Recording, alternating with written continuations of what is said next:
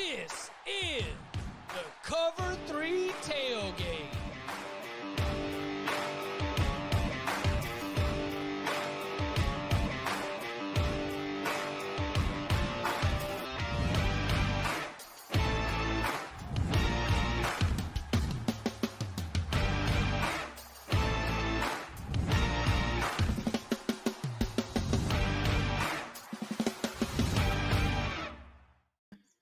And welcome back to the Cover 3 podcast here on CBS Sports. That's Tom Fornelli. That's Bud Elliott. That's Danny Kanell. I'm Chip Patterson coming to you live at youtube.com/cover3 and everywhere you get your podcasts on demand.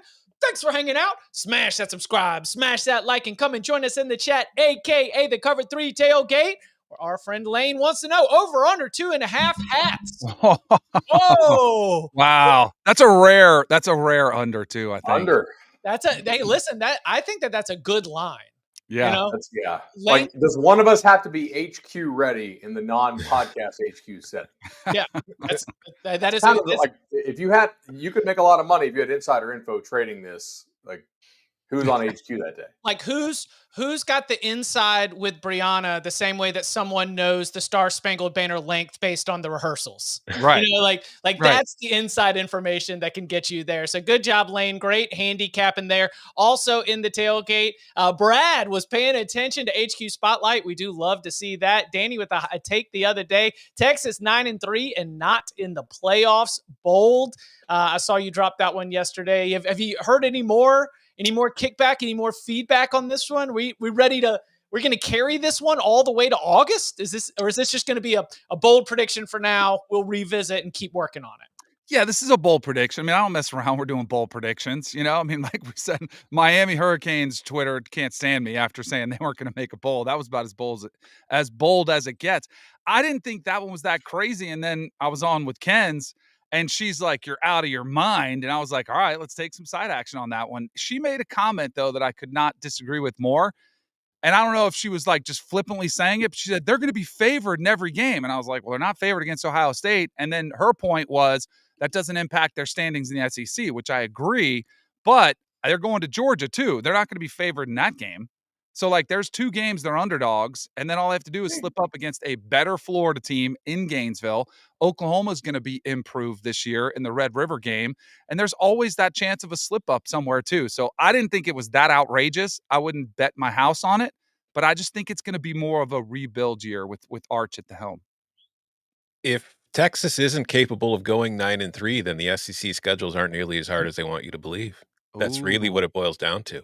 Like, if it's so difficult, then why can't Texas go 9-3? It's pretty much World War II. Anytime you have to play 8 conference games in the SEC, sometimes you're going to lose. So on FanDuel, make every moment more, Miami is minus 950 to go 7-5 or better.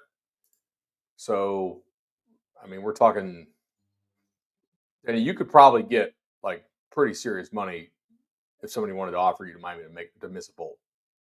Oh, I would hope so. I would think that'd be like winning the lottery type odds. Like, would you take like 21?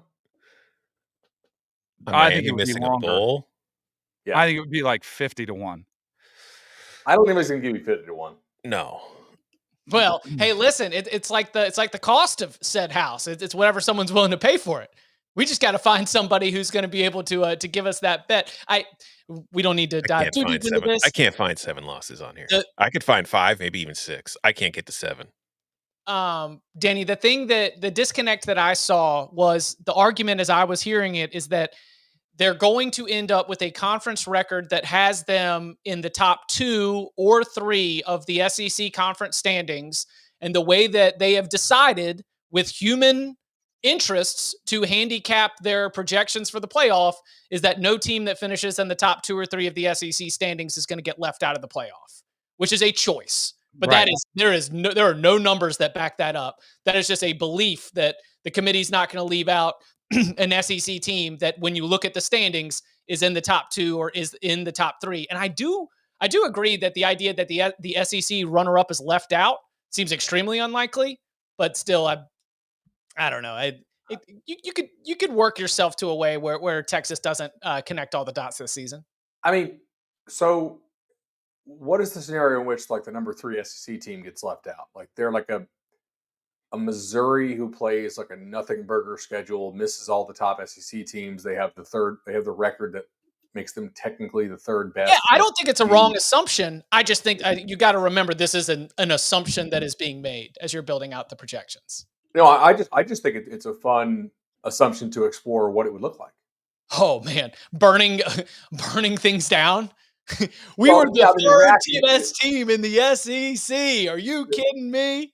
The reaction would be wild, and maybe justified, maybe not. But I think in order for that to even happen, we would have to have such a weird SEC season, like Florida, Auburn, Oklahoma, LSU, et cetera, would probably all have to be about as good as we think, and everybody else is getting knocked down. So, which, I mean, look, that's possible, right? That was kind of my take. Georgia are two of your favorites. I think they have potentially two bottom half quarterbacks in the league. Maybe. We'll see. But it's if I told you that Stockton and the Bama kid are not top half quarterbacks in the league this year, that's not something you'd bet your house against, right? Like, it's possible that they are. So maybe they lose an extra game or two. I don't know. It's certainly a fun hypothetical. We speaking of trying to get some odds, trying to get some side action, a lot of that happens in Las Vegas. Las Vegas is also going to be where Big Ten Media Days is taking place. Man, we are fired up because we are going to be there next week, Tuesday, Wednesday, Thursday. We have 2-hour live shows on CBS Sports Network each day. We've got interviews scheduled with some of the biggest and brightest stars from the conference. Some of them will be during the show. Some of them will be delivered to you on YouTube through videos on demand. We're just going to have everything that we are able to do and gather with all these coaches and all these players delivered to you. Now, if you want to watch us live, and again, you can still get the CBS Sports Network shows in the podcast feed on YouTube, the same way that we're going to do with our Tuesday shows on CBS Sports Network. That the best way to do that, well, just watch us live. That will be 4 to 6 p.m. Eastern time, Tuesday, Wednesday, Thursday. If you happen to be local, 1 to 3 local there in Las Vegas, that we are very excited. Again, keep your eyes peeled. Make sure you are subscribed wherever you get your podcast and subscribed on YouTube. Notifications turned on. And if you want to watch us live on CBS Sports Network, 4 to 6 p.m. Eastern time, Tuesday, Wednesday, Thursday, live from Big Ten Media Days. All right. Here's how I'm adding that to your list. Framed around both. I don't get that. What was that? Was that I don't know. I think it's adding or something to our list. Did I trip your automated scheduling chatbot? Yeah, you did, dude. I did. That's amazing. I said too many. All right, so pre-show, we have our interview schedule, and I was like, hey, I've converted this to a format you can upload it to your Google Calendar, so and the correct time zone, so you guys can have it when we're in Vegas on your phone if you want, because I don't log into CBS on my phone because I don't want that software on there, and to me, but then we found out Chip keeps his schedule on a 3x5 note card, so let's go. My favorite part of the last 48 hours is Bud just totally dropping a nuke on NFL Twitter with Warren Sharp coming out with the Shamar Stewart news. And all of a sudden, all of NFL Twitter was like, can this happen? What's going on? Could he be there practicing with A&M? This could really be a thing. And they're like, why not? That's my favorite thing. I don't think the only thing that irritates me is that they don't give Bud credit. That's right. That's what irritated me. But they give the aggregation of a partial quote from the show. Right. Mm-hmm. Right. Which does make it more spicy, because if you actually aggregate the entire quote, it's like, I don't think this is going to happen, but it is pretty interesting and it's worth looking into. Yeah. In that case, smart aggregation. Yeah. Correct. Aggregation with the idea of aggregation is it's definitely going to happen. Yes. The Shamar Stewart, we had it. Or Bud sent the text. We asked him. He delivered the news here on Cover 3, and that continues to be a big item of interest for the NFL. If he does end up somehow making his way onto the roster for Texas A&M and he's there playing against Notre Dame, we'll of course be all over it. Now, a lot to get to. Speaking of Texas A&M, as the SEC Media Days is ongoing. We'll get to that in just a little bit. But before we do, an SEC-related item that more has to do with the future. And it is, Texas has been on a little bit of a recruiting tear recently. But I know that some of the recent commitments that Steve Sarkisian and his staff have pulled together that stood out to you Can you help inform our awesome audience in the tailgate and elsewhere what exactly the Longhorns have been doing in the 26 class? Yeah, so the Longhorns have basically just been sitting back in the cut a little bit. And then yesterday during SCBD Day, they decided they were just going to go out and absolutely buzzsaw everybody. And they beat out Georgia, who the kid was committed to them for big time defensive tackle. They also beat out a number of top schools for Tyler Atkinson, a kid who's actually from Georgia. So certainly something that they have not been enjoying there. If you look at the Georgia message boards, Dogs 247, they're not exactly the biggest fans of Texas right now. And they're like, Texas hasn't won anything. I'm like, Texas has won 25 games in the last 2 years. They've made the Final Four twice. They're converting the highly recruited guys they signed to the NFL at a pretty good rate. You can give me the Quinn Ewers. I can give you like a ton of other draft picks they've just been pumping out. They're rich. They have coaching staff continuity. Like, they're not losing anybody on the staff. So the guys they've been talking to you know, on the coaching side, if you're a recruit for 2 or 3 years, are still there. Like, and you get to live in Austin and actually make enough money to enjoy the city of Austin, which I think, 5-10 years ago, you didn't make enough to really, unless you're Vince Young, really be able to like enjoy some of the parts of Austin that maybe, folks with some more means enjoy. Anyway, so a lot of fans on Twitter saying that this is all about money. I don't think it is. Money's certainly a huge part of this. Texas is one of the top spenders, but also like the coaching continuity, the proof of concept, putting guys in the NFL and winning. Yeah, so Sark had a really nice day yesterday, landing multiple 4 and 5 stars. Doesn't suck. Each year of the last 2, definitely, and maybe even 3 years, Steve Sarkisian has set a new school record for NFL draft picks in a single season, and then broken said record with a new mark for the Texas Longhorns. Now, this year, obviously, after a big NFL draft last week, I think that that's something that might be a little bit more difficult to continue. But to your point, how about this? The Texas Longhorns are preparing for the 5th consecutive season with the same head coach, same offensive coordinator, same defensive coordinator, same special teams coordinator. That continuity in the NIL era, in the portal era, to be able to have that one single unified message to be able to deliver, I think has been a huge part of not just getting talented players on campus, but then being able to flip that into results. So yeah, I know it's been 20 years since they've won a national championship, but it's impossible not to look at your forecasts and see that Texas, we were done with Texas is back. Texas is here, and Texas is a contender year in, year out. What's more important in the NIL era, the continuity of the coaching staff or the continuity of the direct deposits? See, I do think everybody has money for these elite kids, for like the truly elite kids. Everybody has money and will find a way to pay. Right? Like, the differentiator might be you have enough money to buy 2 more additions to your team, but like the top kids, I really don't think anybody's like, hey, we're like, Oregon is not doubling Texas on a kid that they both really, really want.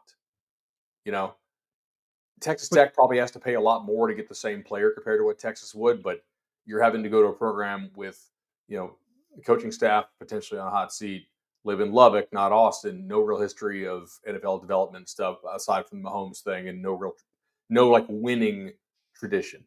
But I do think like relationships and stuff still matter at the highest level. But they're not getting outbid by anybody, right? No, we can agree on that. Could outbid Texas. And I think in certain cases, Texas Tech probably could. I think it's the perfect storm. In Michigan, like if Larry Ellison really wants a guy, like that's true. I mean, yeah, they could outspend him. I do think there are some schools that if they really want to they're definitely in that ballpark. Texas is in that hyper elite spending category. There's no doubt. But like, I don't think that they have just the ultimate, chip stack advantage over everybody on every player. I think it's the perfect storm of good for Texas. They've got the money. They've got one of the most popular coaches in the game right now. Their staff, I think, is really good at recruiting. And you know what else they can sell? You can take us somewhere we haven't been in 20 years. And that's something Ohio State can't sell, Georgia can't sell, Bama can't sell. There are other ones that can. Like Oregon would be one. I would think they would say, hey, you can help put us over the hump. But I do think that is attractive to some guys. You don't want to go somewhere, where somebody just won a national championship. Like if you want to be somebody who brings something to them where it stands out as truly special, I think that's a recruiting pitch you can sell. I must say though, I did fall a little bit. I think I even read the Michael Taft quote when he said, "We don't have any issues in the locker room. No one's talking about money," because they're all happy. Like because they're all getting good paydays. They're all getting good compensation. And then I did see a great one the other day because it was talking about the culture that Sark creates, and it's not about the money.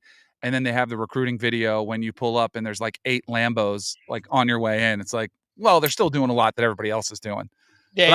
I do think they're doing a good job culturally, but I think it's easy to have a great culture when everybody's pretty compensated fairly. Like no one's feeling like, man, I could get more somewhere else.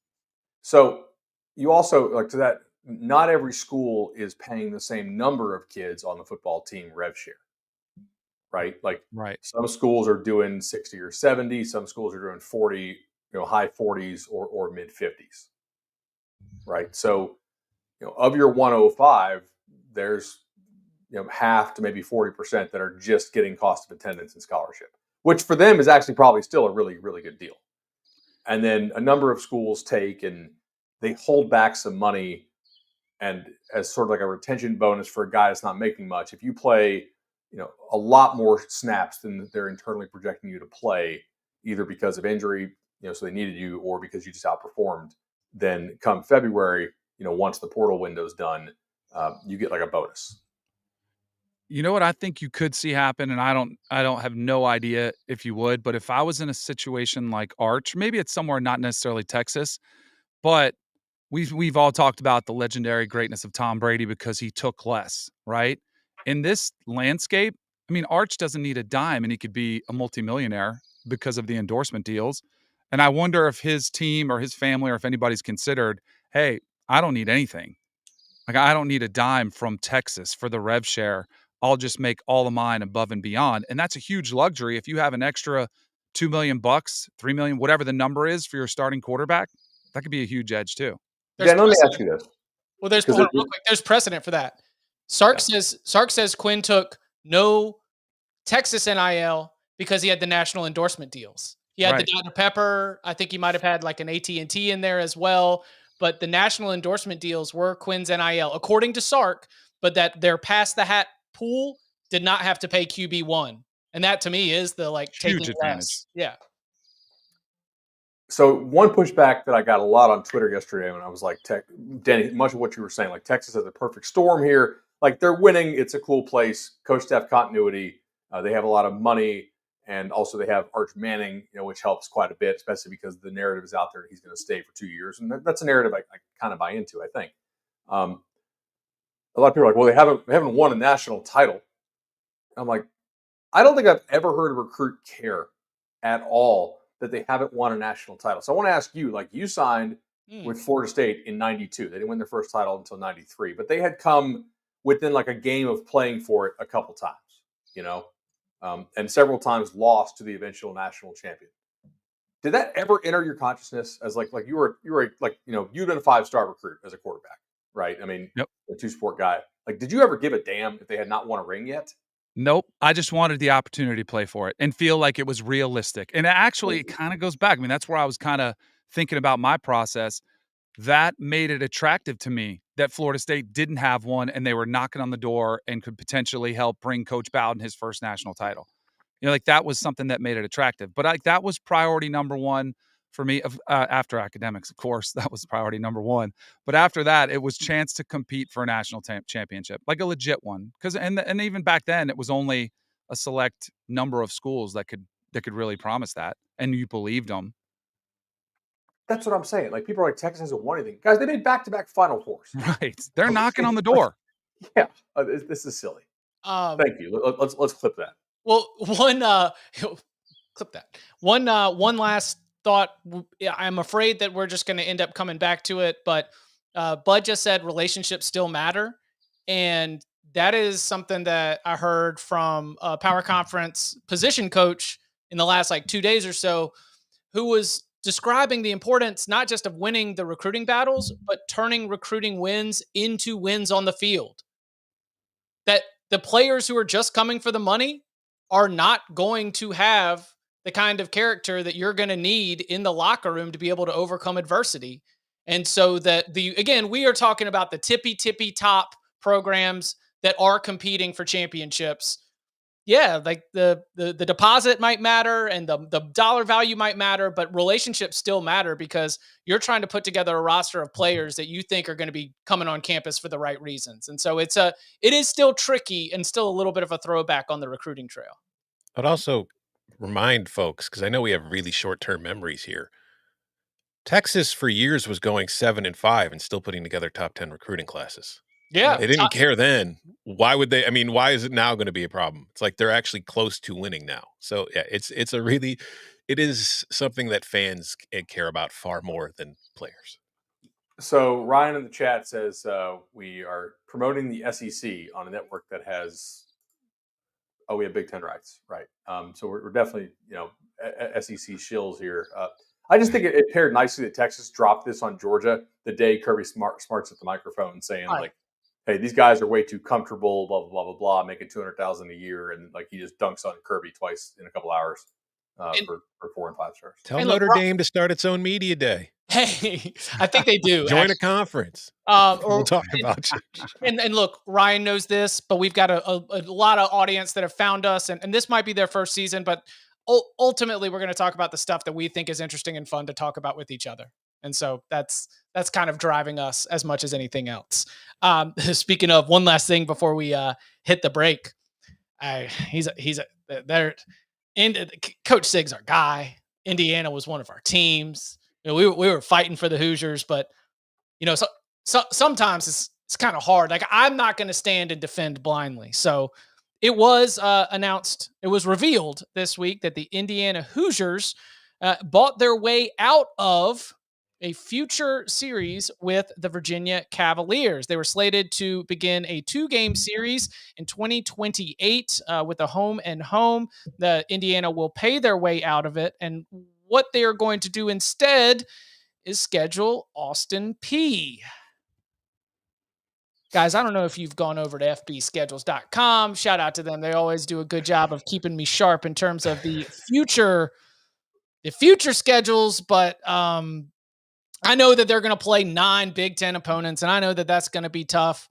But this is a non-conference slate moving forward for the Indiana football program that is far more representative of where they were before last season's breakthrough. When you were just trying to schedule to get to a bowl. So this year, we're going to see ODU, Kennesaw State, Indiana State. What do we have on deck for 26? Colorado State and Western Kentucky. 27, Kennesaw State again, Indiana State again, UMass, Austin Peay, and Eastern Michigan. 28. Look, they've got Notre Dame all the way out in 2030 and 2031, but they're, as we've been discussing, ways to adjust the conference schedules and ways to get everybody playing either 9 power conference opponents or 10 power conference opponents. Tom, this is lame. Why is the Big Ten scared of the ACC, Tom? Why are they scared of us? Huh? Why are they scared? The Indiana. That's the Big Ten. It's lame. I think it sucks. I think if you're an Indiana fan, it sucks. Like, if you're really trying to build up a fan base that really has not had much reason to care about football until last year, honestly, like, it's been a basketball school forever, and you're trying to like raise season ticket sales and you're giving people Austin Peay instead of like a Virginia, I think it sucks from that perspective. At the same time, looking at it from their perspective, I get it too. I don't like it, but I get it because, as we've discussed, you even just mentioned it, there's 9 conference games in the Big Ten. If you're Indiana, I know they had an incredible season last year, but it's not like this is suddenly a program that's like national title or bust. Their goal is still to get to bowl games and to be competitive. So they need those 3 non-conference games to ensure that they're getting close to bowl eligibility, because they're not going to be as good as they were last year every single season. So from that perspective, when it comes to trying to build up the program, I get it. I still think it's lame as hell. I still think it is soft. Of all the ACC schools to be scared of, Virginia doesn't strike me to be the one. Like, Illinois is going on the road to play Duke this year. I would be, it's like they're not backing out of those games. So, yeah, I hate it, but I get it. And it's one of those things. It's like the SEC won't go to 9 games, and now the Big Ten that has 9 games is adding FCS opponents to their schedule. Just like, it sucks. If it ain't broke, don't fix it. Yeah, it worked for them last year, didn't it? Well, all right. They did Louisville, and had they played Louisville, I think Louisville was just as good a team as Indiana was, right? So, Do you know who it's worked great for? Ohio State and Michigan the last 2 years. Go look at their non-cons. They were a joke. And I know Ohio State, the Washington game was canceled, so it was a late ad, so I'm not blaming them for it. But if you were doing like a deep dive of how to win a national championship, unfortunately, I think this is the way you would go. You would just say, hey, I want a schedule to get to the playoffs and give ourselves a chance. And they showed last year the one loss won't hurt them. They can do it. Now, this is where it gets interesting. Is I do wonder if it does nip them, if it does come back to bite them, if they do that. I also think this hurts the ACC way more than it does Indiana, because and as a whole, I think it hurts Virginia, but I think the ACC really could have used a matchup like this to at least, and it's a game they could win. I'm not saying they would. Virginia's got a long way to go before they're, competitive against a program like Indiana right now. But I do think the ACC gets hurt more from this because they don't have a Big Ten non-conference game to hold out there when you start measuring records against one another. And I do think part of the problem is, and to go back to your Michigan-Ohio State point, Michigan did play Texas last year. They're playing Oklahoma this year. Ohio State's playing Texas this year. Right. So they're big boys acting like big boys. But I think part of the problem, especially for me with Indiana, is Sig talks a lot of crap. Like, he's very cocky when he's in front of the microphone talking about how they're not, they can beat anybody. They're not scared of anybody. I mean, he first came to national prominence when he showed up at the pep rally after he got hired, talking about Ohio State sucks. And then last year he's talking about, we'll beat the hell. And, they lost to every ranked team that they played. So then when you talk like that, and then you remove Virginia from your schedule to play a FCS team, it's just, I remember somebody once telling me something about actions speaking louder than words. I also thought it makes last year seem less transformational and more of an anomaly. Transformational, transforming Indiana football and where we sit in the national landscape is you have that season and you come back and you show that fearlessness. So, it probably brings you back down a notch, just a little bit. But, just a stray little thought. We'll have our chance. Hey, I know Coach Cignetti is a very big fan of the podcast. I know he is so excited to spend some time with us at Big Ten Media Days. We are scheduled to see him. I don't know if I'm going to ask him this one. Yes, you will. I believe You think in you. so? Yeah, just look him dead in the eyes and say, what are you scared of, big guy?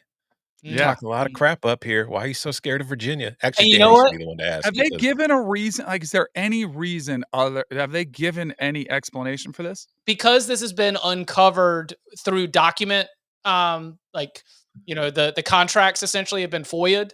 We haven't had any school statements on it. It was just the contracts revealed it. FBschedules.com picked it up, and then we had the story from there. So yeah, hey, maybe we can. What's the largest bowl streak in their history? What's the longest? Indiana? It's not a very long one. I can guarantee you that, but I'll look it up real quick. Let's see. 2? No, I'm guessing it's longer. It's got to be like 4 or 5, right? Yeah, I bet they had a streak of 3 from 86 to 88. Whoa. And that is it. They have not played in many bowl games in their history. Let's find out. They've played 14 bowl games. Do you know there's two things, because Curt Cignetti is such a big fan of Google, he'd probably fire right back and say, "Hey, Danny, I bet you wish you didn't play Virginia." He'd probably get him, coach. Get him. And he would probably also, talking about his own career, he would probably start talking about the value of playing games against Elon and JMU before it was an FBS team. So he might have it preloaded. If I was the Indiana AD, I would do this. Because if I'm good enough to win all these games against the Cupcakes consistently, which a lot of times in its history, Indiana has not been, then I'm going to get the chance to play the big boys in a conference title game, maybe in a conference playoff setting, if that ever comes to pass. By the time they play this, who knows?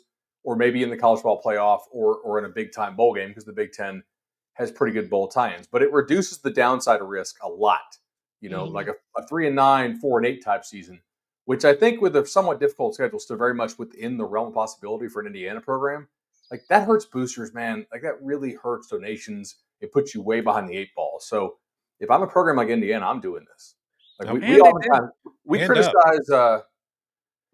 Who we criticize in the past for just doing almost use ridiculous scheduling practices there, right? Like why are you deciding to schedule this team and that team and that team? Like guys, that's dumb. Like get your 3 free auto win. Was it Mississippi State or no Arkansas? Wasn't it? It's like Arkansas. What the hell are you doing playing like Notre Dame and Boise, like in Oklahoma State in the non-con? Like guys, making a bowl is a huge accomplishment in Fayetteville. What the hell? Yeah, if we're going to criticize Arkansas for being dumb, we should just be naked about it and say what Indiana's doing is smart. Yeah, and hand up. Like I just mentioned that Illinois is playing Duke. They've played Kansas the last 2 years. Years ago, when I started the Champaign Room and I was writing that site, I wrote the column about at the time, Illinois' athletic department, the football program was in terrible shape. And they scheduled the Kansas games and they scheduled the Duke games. And I was always arguing, listen, until you get to a point where you're actually getting to a bowl game every year, what the hell are you doing scheduling road games against other power conference opponents? You are not at that level to where you can do that. So from that perspective, I completely understand it. It's just, the timing is weird considering the season they're just coming off of and what their coach says. You started that? Champaign Room? Yeah, that's me. Yeah. Dude, okay. Because I was building out SEC, ACC. Okay. Dude, that's cool. There you go. We've only been podcasting together for half a decade. Right. All right. Coming up on the other side, we will turn our attention to some of what we've seen, some of what we've heard at SEC Media Days, and so much more. Next. Name's Conrad Harrigan, family man. And if you cross my family, well, you'd better pray. Mobland, new series streaming March 30th on Paramount Plus. Back here on the Cover 3 podcast, quick order of business. We have had a lot of questions coming through, but we got Blue Chip tomorrow. We do. Blue Chip tomorrow. We are excited about that. It'll be live on CBSSports.com. And then here on Thursday's Cover 3 podcast, we will spend some time diving into the Blue Chip ratio, the takeaways, what we see, and of course the results, which fans are always very interested in. Blue Chip ratio, an annual episode here on the Cover 3 podcast. We'll be getting into that tomorrow, along with questions from the Cover 3 tailgate, watching us live, or if you jump in early before you get started, as well as Spotify comments and the big old bag of mail. Okay, we talked a little bit about the Greg Sankey commentary from Monday, some of what we saw just in the initial hours, Brian Kelly putting Clemson pause on the weights and things like that, but lots more that we've gotten through to break down. So, Danny, I'll let you take first stab at this one. What's stood out to you so far as we've continued with the SEC Media Days? What stood out? I don't know if there's been anything. Like everything's covered so much. I mean, I was curious to see what Arch would do, and it was no surprise. There were a lot of people listening to him talk, and there was a big media scrum around his thing. It was no surprise that Lane Kiffin was still kind of playfully making jabs at Hugh Freeze's golf game. I did think it was interesting. We talked a little bit about Brian Kelly, what you mentioned there, going 1-0, like really focusing on that first game. But I don't think there's been anything that has really been earth-shattering as far as, that was we got to lead with this topic as far as what's been covered so far at SEC Media Days. I would say I wasn't around much yesterday, but the one thing I saw that was interesting to me, and it had absolutely nothing to do with Media Days, it was just a very funny tweet. It was Arch Manning in the media scrum wearing like his jacket, his tie and everything. And it was like just somebody said, what happened was, did not meet the values of what we stand for here at Sigma Chi, and it will not happen again. It was giving. Amazing. Yeah, it was giving fraternity president speaking to the honor court about the hazing allegations. And which look, I mean, that's his look. he ain't Very faking much so. it. Like that's his. I mean, it's the Manning look. They should just have that thing. Like it's not just frat boys, but I mean, Archie Manning, the grandfather, I guarantee you dressed the same way 50 years ago, when he was in college. What I thought it was hilarious that they said Cooper Manning, like Arch was like, what do I wear? And Cooper Manning flew to Austin to help him pick something out. And he came up with the khakis and the blue blazer and like the exact outfit that you would wear at a fraternity social in the fall. What was Yeah, it that Hugh Freeze said about Jackson Arnold that got everybody so ticked off? So here's the thing that's funny. He was going like over the top. Like he talked too much. I mean, sorry, Hugh, but you maybe went too far. Like maybe a few more texts, a few more calls, a few more comments. Take it how you want it. But he went way over the top on Jackson Arnold as a prospect that he did not offer a scholarship to. Okay. Oh, that was the big controversy. No.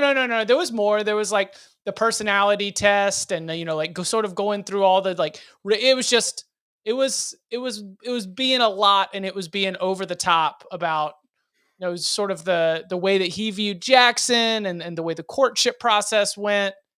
Yeah, you could have just said he was a great quarterback. I know, Bud. What did you take anything from it? Honestly, no.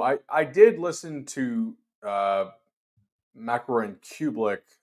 They talked because McElroy had gone on a big thing about the difference between playing for a defensive head coach, which he obviously has a lot of experience playing for Nick Saban, versus playing for an offensive head coach. And he's like, even for Saban, a guy who, he thought embraced offense a decent bit relative to some of these like, really stodgy, like Will Muschamp types. And I'm editorializing here. You didn't call out Muschamp, but his point was valid. He's like, even then it was like, they would like blitz us in 7-on-7 or like just do like ridiculous things on inside run to where like we couldn't really get continuity with the receivers. And a lot of teams that are led by an offensive coach in practice don't do that. And we've tried to explain this on the show before. Like some of these defensive coaches just should not be head coaches because they just cannot allow the offense to flourish. They're gotta have pressure. Sometimes you need like just some creativity and like time for freaking chemistry. Denny's talked about this, but he's like, he's like, I don't think Hugh Freeze or Lincoln Riley, or Ryan Day or ever like, hey, just don't go out there and F it up, right?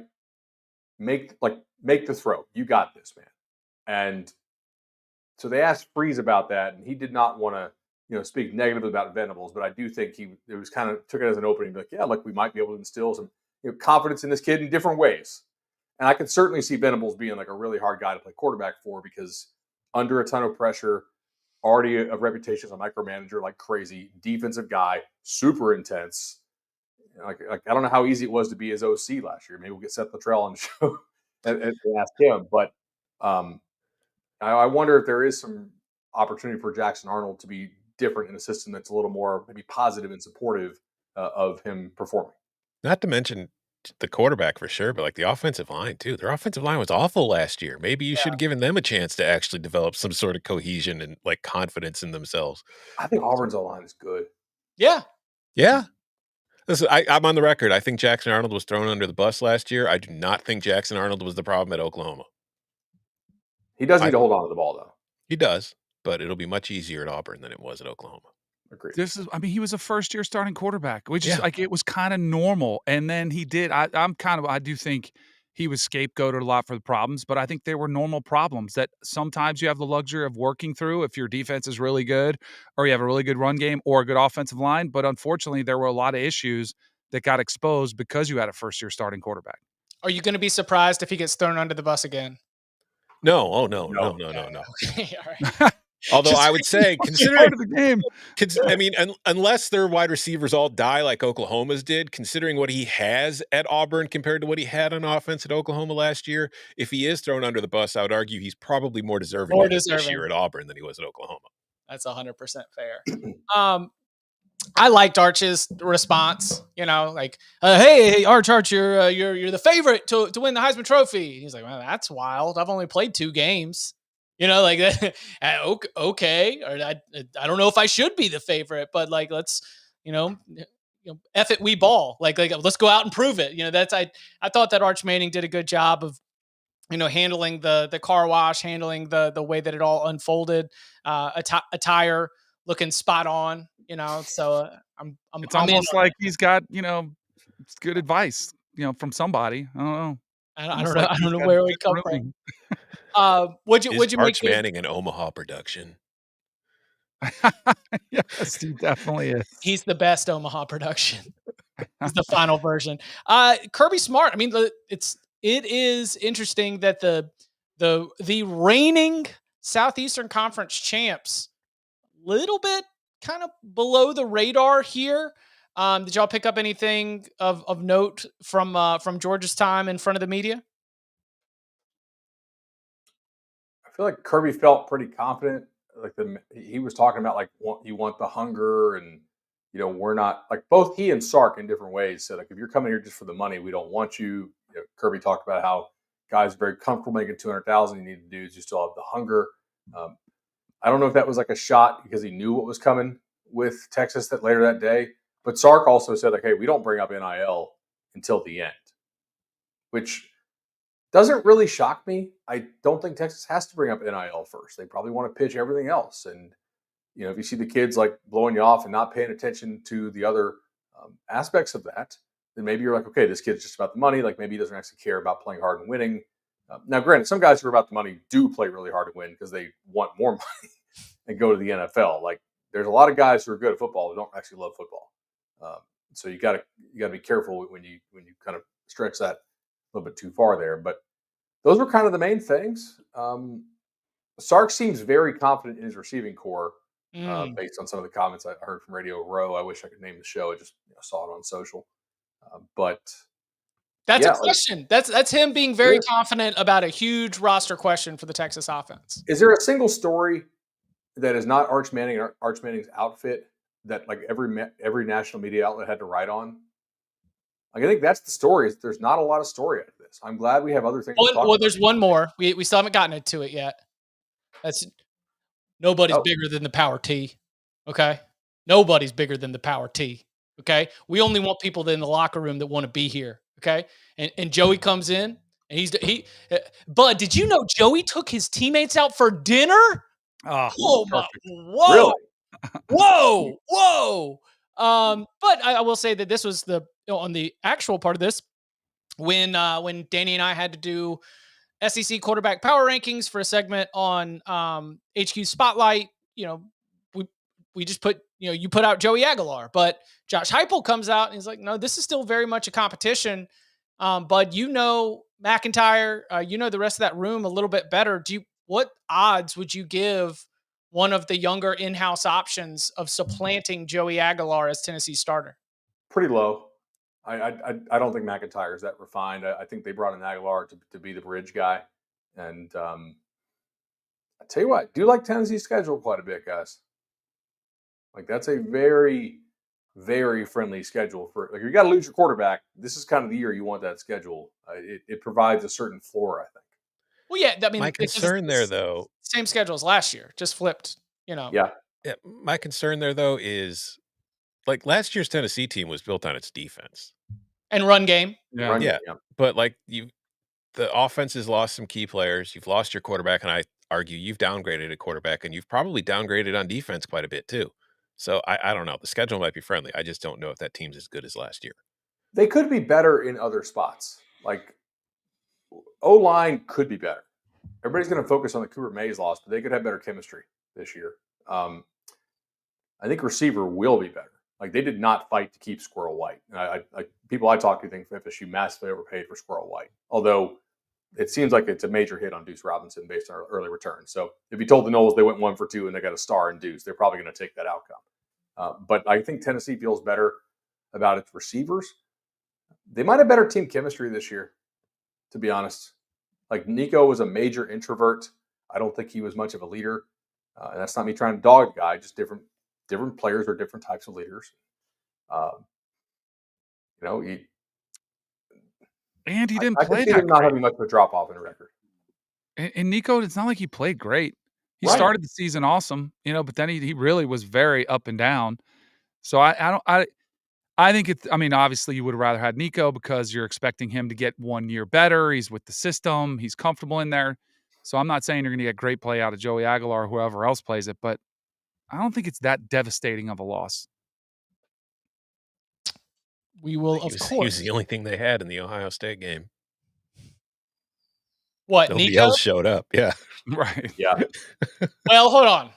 There were about 20,000 Tennessee fans who showed up. Who showed up? Yeah, I'm talking about the football team now. And listen, you can never take away that Friday night in Columbus when they took over all those bars with Rocky That's Top right. and touch tunes before getting absolutely stuffed in a locker very quickly once the game began in the college football playoff. Coming up on the other side, more of our thoughts leading into next week at Big Ten Media Days. SEC wraps up soon and more next. The crowd loves champions. Gladiator 2 is an epic spectacle. To amuse you is my only wish. The glory is yours, not mine. Very good. Gladiator 2, rated R. Now streaming on Paramount Plus. Back here on the Cover 3 podcast. I was looking for the exact quote, but you were talking about the Kirby Smart's commentary in terms of the types of players they're trying to recruit. We don't want guys here for the money, but it also seems like he knows that this is a Georgia team that he needs to see them go out and do it. He was doing a lot of the physicality, violence. We're talking about the, like those edge, those words where he's like, I understand that we have recruited this finely tuned specimen, but I am also Kirby Smart. And I understand that if you don't have that extra gear that you had when Jordan Davis was out there, like if you don't have those N'Kobe Dean, those Nolan Smith, those like extra traits, then we're not going to be able to get it, which shows me two things. Number one, I think he believes Georgia has that potential. Number two, I don't know if he knows that Georgia's really primed up and ready to go. I don't think that he's sending messages to his team at media days. I just don't think the Georgia football team is that dialed into what Kirby Smart has to say. But if I'm to, read between the lines and you are a Georgia fan, you know that everything that you want to accomplish this year is 100% there. But man, they can't just be a bunch of 5 stars, right? You got to be able to take that next step out there. So the Kirby Smart commentary on his own team backs up sort of what I'd been staring at on paper in terms of the players in the depth charts. It's not loaded with superstars and names that we've been talking about for year over year over year, but they're all freaking huge and they were all blue chip prospects. And so that's the thing that my actual football takeaway from Georgia probably has more to do with Kirby Smart sees a team that looks good getting off the bus, but he needs them to go out there and have that top-notch gear, something that he may or may not have seen so far in terms of he may or may not have seen so far in terms of spring practice and elsewhere. Maybe it's because of the youth. I know that, what did he say? 54% of his team. Yeah, over half the team are like first, second year players. Yeah, Kirby said 54% of the team are first or second year players. So maybe he's looking for something there. And maybe they're the Georgia Bullpups until we get to see them grow up.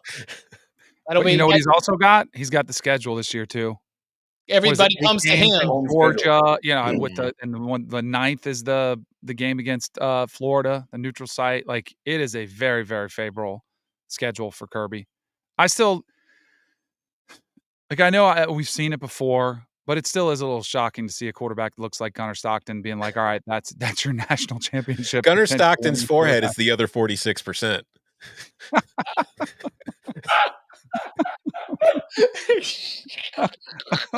54% are first and second year players, 46% of the 46-year-old hairline from their quarterback. Mm-hmm. Oh, it looks like Brock Bowers. He does. He does. I'm not sure that's legal. That Brock Bowers is playing quarterback. And if Shamar can come back to A&M, then maybe Brock can come back and play on Saturdays. Like, Stockton's just a more Jack Stetson, according to Ryan in the chat. That was the pushback I got on Twitter, by the way, from Georgia fans. When I was like, are we sure Georgia's going to win the SEC type thing? And because they don't have like an elite quarterback. I'm like, well, we did it with Stetson. Like, yeah, but I don't know if this defense is as good as the defense that Stetson won with. And I think I'm being fairly charitable in saying I don't know if it is. I'm fairly sure it's not. But Because we're going to they're like talk about 21 and 22 Georgia defenses as like all-time type stuff. Georgia fans think this defense is the best they've had since those defenses, though. I just think receiver's such a massive upgrade from what they had. Yeah. Like Aaron Smith can't play. Like Dylan Bell's a gadget guy. And those are your dudes who are trying to, they can't run routes. And Georgia doesn't develop receivers, really, like McConkey aside. So, if you look at it, like going to get some guys who can play, getting Colby Young back, I think they could be a whole lot better there. Chat saying it was a low blow by me. I will respond by saying, have you seen my forehead? This is something Gunner and I could just console each other about. I'm just talking to a man I can relate to. Speaking of the tailgate, our friend Ian, big Georgia fan, he did bring this up earlier, and I want to make sure that we do get to it. The SEC, as part of their media days, is introducing a new defensive delay of game penalty. As I understand it, among the impacts of this is defensive line shifts that induce offensive linemen to jump off sides can then be a defensive delay of game penalty. Danny, help me make sense of this. Like, what are we fixing? What is being addressed here with this? To me, I mean, isn't this one of those point of emphasis rules? Because I thought this was already a rule. Like, you're not supposed to allow, like, Well, I knew about the clapping. But I thought it was also signals. Like if they're yelling, like if they try to simulate the snap count, if they say set hut or they say anything, or any motion that's perceived, I thought it already was a rule that you could get a penalty against that. So maybe it's just one of those things where I thought the linemen could switch gaps, like as they are down, they can do a full jump to switch gaps. Basically, when I watched, is it Rogers Redding or whatever the guy's name is? Yeah. Is it still Rogers? Okay. So the way he explained it, and he showed an example from Vandy, shout out Barton. So the guy who was in the the D gap and the C gap, they shifted over a gap. But the guy who was in the gap to the opposite side between the tackle and the guard, your other B, he doesn't shift at all. Just when they make the call to shift, he flinches to draw to draw the false start. So they're essentially like, that's not a football move. If you're actually shifting as a defense, you can still stem. It's like the flinching and like doing that kind of stuff, which is not consistent with the game. It also, like, I'm fully in favor of this rule because scoring was down a little bit last year, but even if it wasn't, that's not a good product, right? Like, nobody wants to watch to see, oh, I'm super excited to see if the right guard can hold up when the dude is flinching in front of his face. Like, that's, what are we doing? So, like, just line up and play ball. And if you want to line up and then shift, like legitimately in part of a traditional defensive shift or stem, that's they cool. should be able to do that, right? Yes. Yeah. But like the way, like the examples they were showing is, and Georgia's certainly one that gets brought up a lot in this, like they do it a bunch. And it's something Kirby's really good at teaching, but now you can't do it. Like you might just have to have your 5-stars win their reps, which they do pretty often anyway. I saw a Georgia clip where the whole line shifts, linebacker drops down into a gap, and then all of a sudden the offensive line is just getting eaten alive everywhere. What's disappointing about this to me is if Georgia was very good at doing this, why haven't we seen a lot of SEC fans claiming that this is the only reason Georgia won the SEC? Because they cheated. Oh, you're going to go Michigan on this? I'm just saying, like, no, not even Michigan. Just that's what a good college football fan does. Like, that's the only reason they're winning. It's because they were cheating. Yeah. So can I ask you, I mean, this might be a dumb question, but how is this only an SEC rule? That's where I think I had never heard of this being a legit problem until yesterday when they passed this rule. Like, I never really heard anybody complaining about it. Because how can you have, what do they do when they play a non-conference game? Like, is it still, because I think it's already a rule. I think they're just making it that point of emphasis. We're gonna institute it this year because the same rules on offense. When you roll it up, you see that big shift. It's 4th and 1. You try to get him to draw off. If the center like snaps his head up really fast, or if the quarterback barks too hard, they'll call it on the offense. So I think it's something they're just making it a point of emphasis. I could be totally wrong, but I think it's a rule that's already there. They're just probably harping on it, saying we don't want this to become a problem. So like you're saying, we're going to see this 3 times a game in September, and then once October rolls around, you're never going to see it called again. Right. Like, pre-snap penalties are just not exciting to watch. Like, this is a TV product. It's not it's also not a good in-person product to watch. Like, if you happen because you're undisciplined, cool. But I feel like the stuff where you're trying to, like, if you could induce a balk in baseball, like by the threat, you do sometimes if the runner's really fast, but that's like the guy's ability. Like, you see what I'm saying? It's, I don't know. Like, I don't know if there's another category for this, because most sports are open play. They're not like, sequential down to down play like football is. But much like in football and in baseball, like stepping out of the batter's box is not an exciting thing. Like, there's a reason they eliminated that. They should continue to try to eliminate things that make the sport slower, not fun, that kind of stuff. Yeah, don't turn this into a like pre-snap penalty, like plus, like going too hard on the plus EV ways to game the system type stuff. Correct. Exactly. Yeah. Interesting. Yeah, we appreciate you bringing it up, and if it is, just a point of emphasis, like we said, we'll see how it is enforced with the SEC crews as they move ahead. We've in the past, those seminars have been breaking down the new ways of targeting. Like, these are the new things we're doing to address this. So it just, something that at least came across the desk yesterday. Between that and like the T signals, that's just a conference of cheaters. I mean, come on, guys, play by the rules. We will be back 11 a.m. Thursday, where, in addition to taking your questions live from the tailgate before and during the show, we'll be grabbing questions from Spotify comments, grabbing questions from the big old bag of mail, and unveiling to you the Cover 3 tailgate, the 2025 edition of Bud Elliott's Blue Chip Ratio. Lots of fun. Come and hang out early, get the conversation going, and you can follow him on Twitter at Tom Fornelli. You can follow him at Bud Elliott3. You can follow him at Danny Kanell. You can follow me at Chip _Patterson. Gentlemen, thank you very much. Thank you. See ya.